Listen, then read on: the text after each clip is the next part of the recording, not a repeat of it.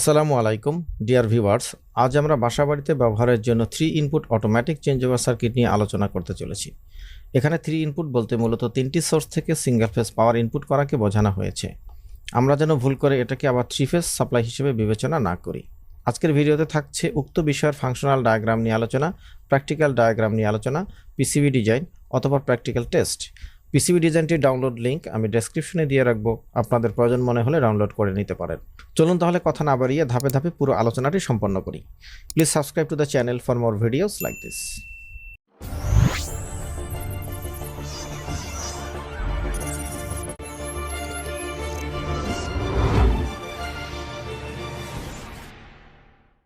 বন্ধুরা, শুরুতেই আমরা ফাংশনাল ডায়াগ্রাম নিয়ে আলোচনা করছি।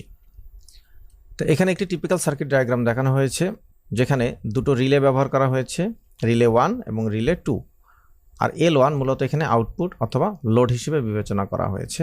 আর এই হচ্ছে আমাদের 3টি ইনপুটের ফেজ, যেখানে পিডিবি থেকে একটি ফেজ এসছে, সোলার পাওয়ার থেকে একটি ফেজ এসছে এবং জেনারেটর থেকে একটি ফেজ এসছে। এখানে সোলার পাওয়ার বলতে সোলার ইনভার্টারের মাধ্যমে। তো এই তিনটির মধ্যে আমরা প্রায়োরিটি দেখানো হয়েছে। পিডিবি ফার্স্ট প্রায়োরিটি, সোলার হচ্ছে সেকেন্ড প্রায়োরিটি এবং জেনারেটর হচ্ছে থার্ড প্রায়োরিটি।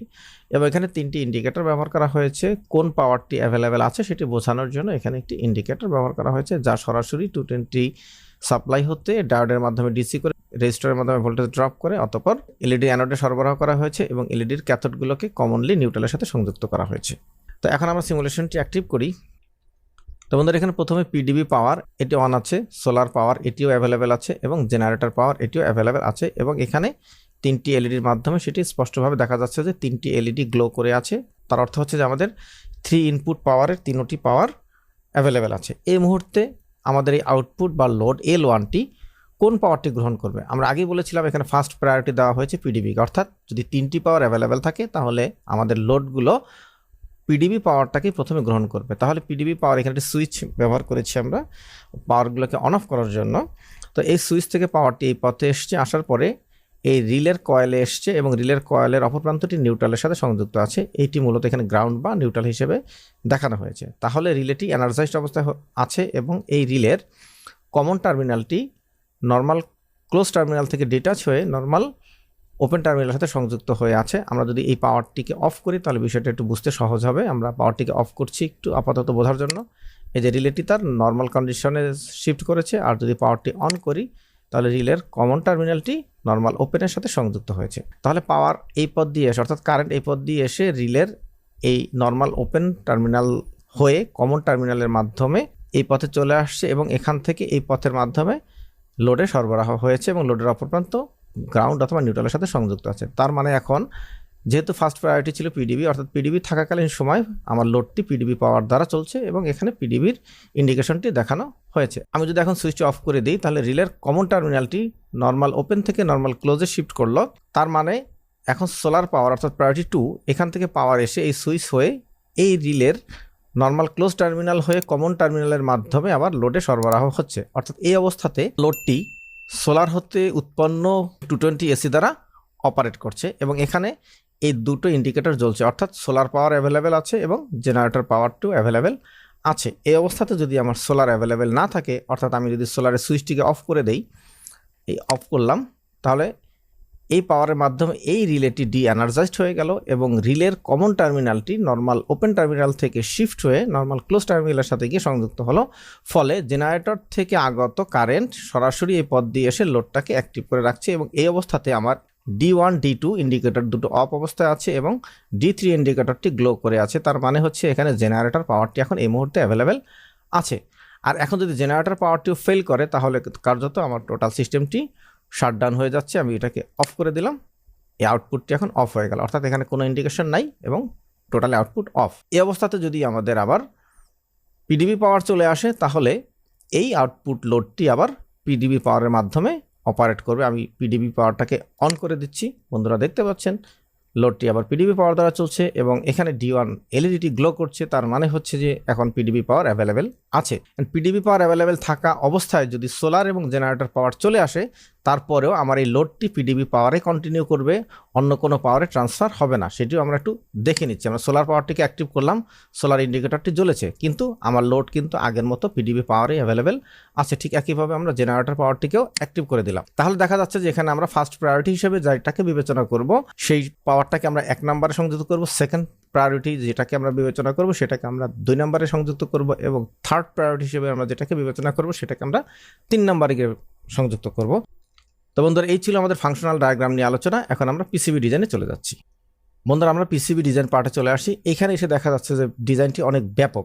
এর কারণ হচ্ছে, আগের এই ডিজাইনে দেখেছিলাম রিলেগুলোকে আমরা সরাসরি 220 ভোল্টে অপারেট করেছি, কিন্তু বাস্তবে আমরা সেটি করব না। তার কারণ হচ্ছে, অনেক ক্ষেত্রে লো ভোল্টেজের কারণে এই রিলে কয়েলগুলো 220 সাপ্লাইয়ের পায় না, অর্থাৎ এই রিলেগুলোকে অ্যাকচুয়েট করার জন্য পর্যাপ্ত ভোল্টেজ না পাওয়ার কারণে অনেক সময় রিলেগুলো সঠিকভাবে অপারেট করে না। তো এখানে আমরা রিলে বা ম্যাগনেটিক কন্ডাক্টর যাই ব্যবহার করি না কেন, তার কয়েল যদি পর্যাপ্ত পরিমাণে ভোল্টেজ না পায়, তাহলে কয়েলটি অপারেট না করার কারণে আমাদের এই চেঞ্জ ওভার সিস্টেমটি প্রপারলি কাজ করে না। এটা আমি আমার বাস্তব এক্সপিরিয়েন্স থেকে দেখেছি। তাই আমরা এই সিস্টেমটাকে একটু মডিফাই করেছি, যেটা আমরা প্র্যাকটিক্যাল পিসিবি ডিজাইন করব। তো এখানে বন্ধুরা দেখতে পাচ্ছেন যে রিলেগুলোকে আসলে 12 ভোল্টে অপারেট করা হয়েছে, এবং এখানে ট্রান্সফরমারের মাধ্যমে 18 ভোল্ট এসি সরবরাহ করা হয়েছে, এবং ট্রান্সফরমার ইনপুটে 220 ভোল্ট সরবরাহ করা হয়েছে, যেটা আমরা প্র্যাকটিক্যাল ডিজাইনে দেখাবো।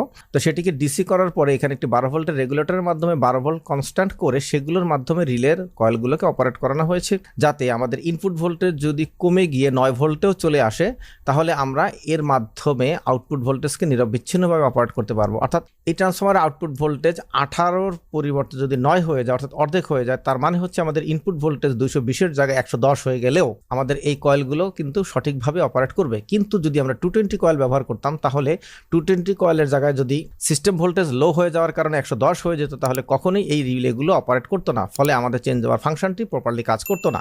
তাই সেই সমস্যা সমাধান কল্পে আমরা এইভাবে ডিজাইনটি সম্পন্ন করেছি, এবং এর ফাংশনাল পার্টটুকু ঠিক আগের মতোই আছে। তো সেক্ষেত্রে আগের ডিজাইনে দেখেছিলাম যে পাওয়ারটা সরাসরি রিলের কয়েলে চলে আসছে, আর এই ক্ষেত্রে পাওয়ারটা প্রথমে ট্রান্সফরমার প্রাইমারিতে আসবে 220 হয়ে, সেটা সেকেন্ডারিতে স্টেপ ডাউন হবে, অতঃপর একটি ভোল্টেজ রেগুলেটর আইসির মাধ্যমে পাওয়ারটা 12 ভোল্ট ডিসিতে রূপান্তর হবে, এবং সেই পাওয়ারটি আমার রিলের কয়েলে চলে আসবে। অর্থাৎ এই ক্ষেত্রে আমার ইনপুটে লো ভোল্টেজ জনিত কোনো সমস্যায় আমার আউটপুটের রিলে অপারেট করতে কোনো ধরনের বিঘ্ন সৃষ্টি হবে না। তো এখন এটার আমরা পিসিবি পার্টটুকু আমরা দেখি। এই হচ্ছে আমাদের এটার পিসিবি ডিজাইন। এই পিসিবি ডিজাইনটি সম্পন্ন করেছি, এটার মাধ্যমে আমরা মূলত প্র্যাকটিক্যাল সার্কিটগুলোকে অপারেট করবো। এবং এখানে যে রিলেগুলো ব্যবহার করা হয়েছে বন্ধুরা, এগুলো রিলের কন্ট্যাক্ট এম্পিয়ার 35 এম্পিয়ার, অর্থাৎ এটি একটি সাধারণ মানের যে কোনো বাসাবাড়ির লোড বহন করতে সক্ষম। কাজে এখানে ম্যাগনেটিক কন্ট্রাক্টর বা আরও পাওয়ারফুল ডিভাইস ব্যবহার করার কোনো প্রয়োজন নেই। আমি দীর্ঘদিন যাবত এই রিলে দিয়ে চেঞ্জ ওভার সার্কিট ব্যবহার করছি, ইনশাল্লাহ সেটি প্রপারলি কাজ করছে। তো এটার আউটপুটে আমরা একটু দেখি। এই হচ্ছে মূলত এটির আউটপুট।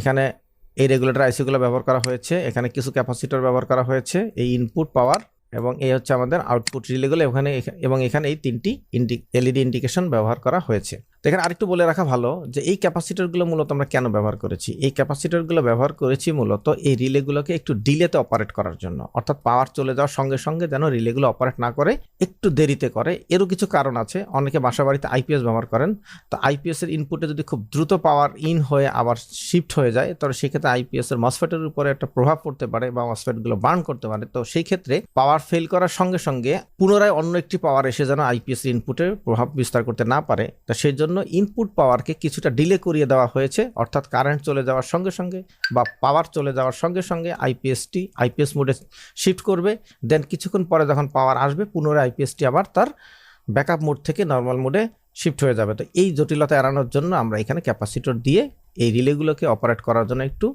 ডিলে করিয়েছি। তো বন্ধুরা, আপনারা আপনাদের প্রয়োজন মতো ক্যাপাসিটরের ভ্যালুগুলো বাড়িয়ে কমিয়ে এই ডিলে টাইমগুলোকে বাড়িয়ে কমিয়ে নিতে পারবেন। তো এই ছিল আমাদের পিসিবি ডিজাইন, এবং এই ছিল আমাদের প্র্যাকটিক্যাল আউটপুট। বন্ধুরা, পিসিবি ডিজাইনের ডাউনলোড লিঙ্ক আমি ডেসক্রিপশনে দিয়ে রেখেছি, আপনারা চাইলে এটা সহজেই সেই লিঙ্ক থেকে ডাউনলোড করে তৈরি করে ব্যবহার করতে পারেন। প্রফেশনাল এবং প্রজেক্ট রিলেটেড পিসিবি তৈরি করার ক্ষেত্রে ইলেকট্রনিক এবং ডিজাইন সেক্টরে বহুল পরিচিত নাম তরু ভাই। আমি তার সেলফোন নাম্বার এবং হোয়াটসঅ্যাপ নাম্বার স্ক্রিনে এবং ডেসক্রিপশনে দিয়ে রাখবো, আপনারা চাইলে তার সঙ্গে যোগাযোগ করে পিসিবিগুলো তৈরি করে নিতে পারেন। বন্ধুরা, এ পর্যায়ে আমরা উক্ত ডিজাইনের প্র্যাকটিক্যাল সার্কিটটি দেখব, এবং সিমুলেশনে আমরা যে ফাংশনটি দেখেছি সেটি প্র্যাকটিক্যালি দেখে বোঝার চেষ্টা করবো ইনশাল্লাহ। আমরা এখন প্র্যাকটিক্যাল ডেস্কে চলে আসলাম। এটি হচ্ছে আমাদের সেই কন্ট্রোল সার্কিট, যেখানে দুটো রিলে ব্যবহার করা হয়েছে, আর এটি হচ্ছে একটি সুইচ বোর্ড, যেখানে 3টি সুইচের মাধ্যমে আমরা 3টি পাওয়ারকে অন অফ করব। লোড হিসেবে এখানে একটি এলইডি ল্যাম্প ব্যবহার করা হয়েছে, এবং এই হচ্ছে আমাদের সেই 220/18 18 ভোল্টের ট্রান্সফরমার। এখানে ইনপুট হয়েছে 220 লাল তারের মাধ্যমে এবং ব্লু তারের মাধ্যমে এখানে 18 ভোল্ট এসি সরবরাহ করা হয়েছে। এখানে হচ্ছে সেই রেগুলেটর আইসি দুটো এবং এই হচ্ছে আমাদের সেই ক্যাপাসিটরগুলো। আর এখানে 3টি ইন্ডিকেটর ব্যবহার করা হয়েছে, অর্থাৎ কখন কোন পাওয়ারটি আছে কি নাই সেই অ্যাভেলেবিলিটি বোঝার জন্য এখানে 3টি এলইডি ইন্ডিকেশন ব্যবহার করা হয়েছে। তো আমি প্রথমেই এটি প্রায়োরিটি 1, 2, 3 এখানে এই 3টি লাল তারের মাধ্যমে প্রায়োরিটি 1, প্রায়োরিটি 2, প্রায়োরিটি 3 অর্থাৎ 3টি ফেজ ইন করানো হয়েছে এবং এটি হচ্ছে কমন নিউট্রাল ব্ল্যাক তারটি, আর দুটো সাদা তার আছে, তার মধ্যে এই পাশের এই তারটি হচ্ছে আমাদের ফেজ আউটপুট এবং এটি হচ্ছে লোডের নিউট্রাল যেটি কমন নিউট্রাল। তো আমরা এখন প্রথমেই প্রায়োরিটি 1কে অন করব। প্রায়োরিটি 1 অন করার মাধ্যমে একটি রিলে অপারেট করবে এবং লোডটি অন হবে। আমরা প্রথমে এই সুইচটি অন করছি। অন করার মাধ্যমে বন্ধুরা দেখতে পাচ্ছেন এখানে এই গ্রিন এলইডিটি জ্বলছে এবং এর মাধ্যমে অর্থাৎ প্রায়োরিটি 1 থেকে অর্থাৎ পিডিবি থেকে পাওয়ার এসে রিলের মাধ্যমে লোডে পাওয়ার সরবরাহ হয়েছে। এই অবস্থাতে যদি আমরা প্রায়োরিটি 2 অর্থাৎ সোলারকে অন করি, তারপরেও এই লোড আর সোলারে শিফট করবে না, পূর্বের ফার্স্ট প্রায়োরিটিতেই অবস্থান করবে। আমরা এই অন করলাম এবং এখানে এই ইয়েলো ল্যাম্পটি গ্লো করছে, তার মাধ্যমে সোলার পাওয়ারটি এখন অ্যাভেলেবেল আছে। এখন যদি আমরা জেনারেটর পাওয়ারকে অন করি তাহলে এই যে রেড ইন্ডিকেশনটিও আমরা পাচ্ছি, অর্থাৎ এই মুহূর্তে আমি 3টি সুইচ অন করেছি, অর্থাৎ আমার এখন 3 ইনপুট পাওয়ার এখানে অ্যাভেলেবেল আছে এবং এই মুহূর্তে আমার লোডটি শুধুমাত্র প্রায়োরিটি 1 অর্থাৎ পিডিবি পাওয়ারের মাধ্যমে চলছে। এখন যদি আমি পিডিবি পাওয়ারটাকে অফ করি, এই বাতিটি কিছু সময়ের জন্য অফ হয়ে যাবে, অর্থাৎ এই ক্যাপাসিটরগুলোর মাধ্যমে আমরা যে ডিলে টাইম সেট করেছি সেই ডিলে টাইম পরে সে এই লোডটি আমার সোলার পাওয়ারে গিয়ে শিফট হবে। অর্থাৎ আমি এখন এই পাওয়ারটি অফ করে দিচ্ছি, তাহলে এই এলইডিটি অফ হয়ে যাবে এবং বাতিটিও অফ হয়ে যাবে। ডিলে টাইম সম্পন্ন হওয়ার পরে বাতিটি আবার সোলার পাওয়ারে গিয়ে শিফট হবে। আমি অফ করে দিলাম, বাতিটা অফ হলো, এই ডিলে টাইম একটু ওয়েট করলো এবং আমাদের বাতিটি সোলার পাওয়ারে শিফট করলো। এখন যদি আমি সোলার পাওয়ারটি অফ করে দিই, ডিলে টাইম সম্পন্ন হওয়ার পরে বাতিটি জেনারেটর পাওয়ারে গিয়ে শিফট হবে। আমি এটাকে অফ করে দিলাম। এই এখন পাওয়ারটি অফ করার সঙ্গে সঙ্গে বাতিটি অফ হয়ে গেছে এবং এরপরে কিছুক্ষণ পরেই আবার পাওয়ারটা অপর অ্যাভেলেবেল পাওয়ারে গিয়ে শিফট হয়েছে। এখন যদি আমি থার্ড অ্যাভেলেবিলিটিও যদি অফ করে দিই তাহলে টোটাল লোডটি এখন অফ হয়ে যাবে। টোটাল লোড এখন অফ, সার্কিটটিও অফ। এখন যদি যে কোনো একটি পাওয়ার ইনকামিং হয় তার মাধ্যমে আমাদের লোডটি অন হবে। আমি ধরে নিলাম সোলার পাওয়ারটা আবার অ্যাভেলেবেল হয়েছে, আমি অন করে দিলাম, এই লোড অন হলো। অথবা এখন যদি আমি পিডিবি পাওয়ারকে অন করে দিই তাহলে বাতিটি আবার পিডিবি পাওয়ার শিফট হয়ে যাবে এবং এইটি খুব দ্রুত শিফট হবে, এখানে ডিলে টাইমের কোনো ফাংশন নেই। এখন যদি আমি জেনারেটর পাওয়ারকে অন করি তাহলে আমাদের বাতিটি জেনারেটর পাওয়ারে শিফট হবে না, সেটি ফার্স্ট প্রায়োরিটিতেই থেকে যাবে। তো এই অবস্থাতে যদি আমাদের ইনপুট ভোল্টেজ একদম কমে 110 ভোল্টে নেমে আসে, তারপরেও এই রিলেগুলো প্রপারলি অপারেট করবে এবং সার্কিটের চেঞ্জ ওভার ফাংশনে কোনো ডিস্টার্ব হবে না। তো আমি পাওয়ারটিকে আবার অফ করে দিচ্ছি 1 বাই 1।